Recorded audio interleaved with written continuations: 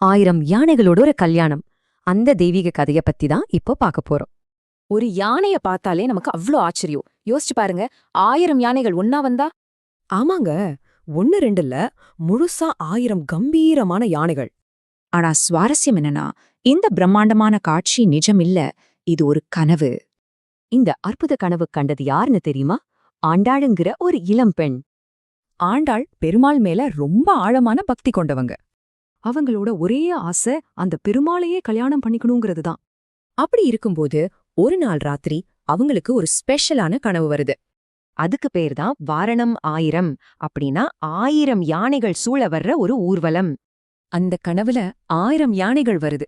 பெருமாள் ஒரு ஹீரோ மாதிரி வந்து ஆண்டாள கல்யாணம் பண்ணிக்கிறாரு. ஆனா இந்த கனவு சாதாரணமா காலையில மறந்து போற கனவு இல்ல.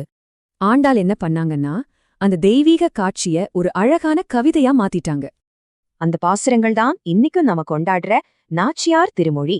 இது ஆண்டாளோட ஒரு மேஜிக்கல் கனவுன்னு சொல்லலாம். யோசிச்சு பாருங்களேன், நம்ம கனவுகள்ல எதுக்கு இப்படி ஒரு காவியமா மாறுற சக்தி இருக்கு?